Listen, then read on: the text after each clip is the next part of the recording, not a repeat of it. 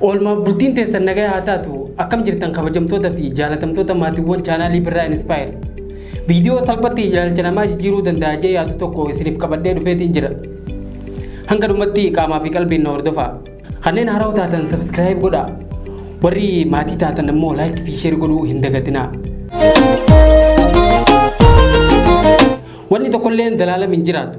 Rakkoon ta'e namoonni si waliin jiraatan bultii ta'eetii fi qabeenya kee hundi yeroo xiqqoodhaaf. Wanni hundi guyyaa dhumaa gubbarra gaafa kee agarta. Wanni ati jireenya kiyya guutuu na waliin jiraate jettee yaadde hundi yeroo dhabamuu agarta. Wanni hundi faraqaa qaba. Yoo ati nama gargaarte yeroo isaa eegee rabbiin keessiif kafala. Yoo nama miites akkasuma qunnaa ittiin namaaf safarteen gaafa yeroon geesse deebi'ee siif safarama. Namoonni hundi siif hin rakkatan. Namoota dila ati beektu kana keessaa parsantii 20 qofaatu siif dhimmama. Isaan sunuu hiriyoota hedduu sitti dhiyaatanii fi maatii kee ta'uu quba qabaadhu. Parsantiin 80 guutuun garuu ati jiraattee jiraachuu dhabdee waa'een keetii wanni tokkolleen keessaa yaachisu hin jiru. Rakkoo ta'e parsantii 80 kanatti himachuunis yeroo ofii gubuu qofa yoo ta'e malee faayidaa akkasiif hin qabu. Sababni isaa haala hamaa fi keessa jiraachuun kee isaanitti humaa hin fakkaatu waan ta'eef. Jireenya kee keessatti namoonni ni dhufan ni deeman. Guyyaa tokko bakka namni tokkolleen hin jirretti du'uu dandeessaa beeka. Kanaafuu namarratti hin hirkatin. Nama 5-6 kan hedduu walitti dhiyaatan yoo ta'e malee hiriyyummaa feesbuukaa tan laayikii fi koomentiituun takka hin fayyaddu. Osoo duutillee irra hedduun warra qabrii teetirra hin dhaabbanne akka ta'an sirriitti beeka. Itti gaafatamaan kee kan hojii akka ati guddattuu fi bakka bareedaa akka ati qabattu hawwuu mala. Garuu yoomillee akka ati isa caaltu hin barbaadu. Hanga fedhe si badhaasee harka siif dha'ullee gaafa ati akka isa caaltu yaade of jalaa si maysuun isaa hin hafu. Namoota si beekan harki 100 keessaa 98 yoom akka ati dhalattillee hin beekan. Parsantiin lamaan eenyu akka ta'an atuu tilmaamuun sitti hin ulfaatu.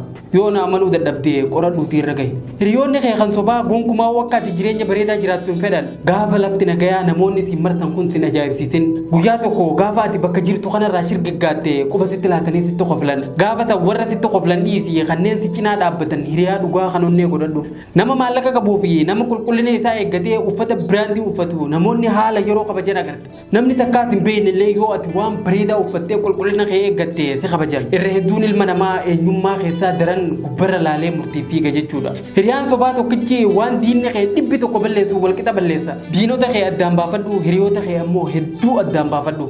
Wanni hundi gaarii akka ta'uu fi akka milkooytuuf waan dandeessu hunda yaaltee osoo hin milkaa'in hafuu dandeessu. Kuni dadhabbii kan kee qofa osoo hin taane amala jireenyi lafaa kun qabu keessaa tokko waan ta'eef.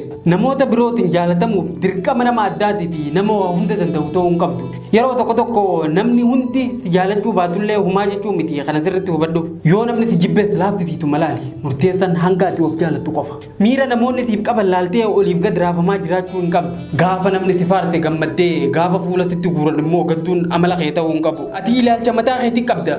Namoonni biraatis akkasuma ilaalcha mataa isaanii qaban. Namoonni yaada kee fudhachuu diduun maalummaa kee irratti dhiibbaa inni fidu tokkolleen hin jiru.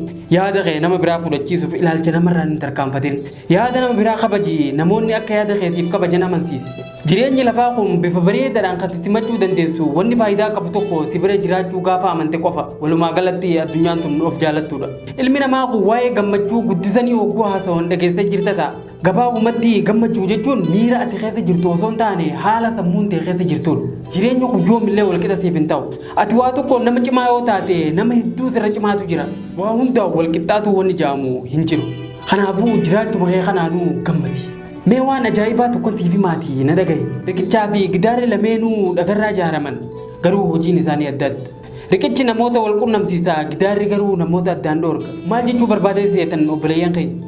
Fedhiin kee yaadni keetii fi kennaan kee hundi yoo siif milkaa'uu dide siifi waan ta'uu barbaadu jettutti riqicha galaana guddaa dabarsu jaari malee Gidaara jaartee waan barbaaddu of hin dhoorgin. Sirriitti yaadi. Wanni yaadde yoo siif milkaa'uu dide Gidaara abdii murannaa osoo hin taane riqicha ejjennoo jaari. Arra wanni ati yaadde waan hin ta'iniif waan hawwite waan hin argatiniif balbala onnee teetii hin cufin. Ammuma irra deebi'ee ka'e waan yaadde hunda itti dhaqqabdaa abshir. Ilmi namaa hanguma yaada isaa ga'a. Kanaafuu yaada kee jaaladhuutii kabaji. Nutis gaafa santiif kabajnaa. Ejjennoo riqichaa abdii muruun immoo Gidaara. Hin danda'u, hin ta'u, hin milkaa'u. Eessallee hin ga'u umriin xiyya kuttee Gidaara hin jiru san diigi. Ni danda'ama ni milkaa'a wanni hin taane hin jiru. Ani injifataadha jee keessa keetitti himi. Injifannoodhaan gara milkaa'ina keetii tarkaanfadhu. Ati nama mo'ataadha yoo cimtee itti fuftee na amanii yaadni keetiif milkaa'u. Yaadni kiyya qofaadhaan jeeyin. argannoon gurguddaan addunyaa kanaa hundi waggoota dura yaada dhuunfaa nama tokko turan. Arra garuu addunyaan guutuun fudhattee itti fayyadamaa jirti. Maaltu beekaa atis yaadni kee waan addunyaa tana guutuu jijjiiru ta'uu mala yaada kee hin tuffatiniiti kabaji. Kanaafuu akkuma viidiyoo kana xumurteen keessa keetiin akkas jedhii irra deddeebi'ee hime. Ani riqicha malee gidaara hin jaaru wanni yaade kana hunda hojiitti jijjiiree nan milkeessa. Ani ilma namaati ilmi namaa dandeettii addunyaa tana jijjiiruu qaba. Anis warra addunyaa tana jijjiiru san keessaa tokko jedhiiti jabeessii ofitti hime. Tolagaa kabajamtoota fi jaalatamtoota chaanaalii birraa Inspire. Viidiyoon har'aa isiniif qabadhee dhufe kan hanga ammaa daawwachaa turtan kana fakkaata. Viidiyoolee dammaisoo biraatiin hanga walitti deebinutti nagaatti naaf tura.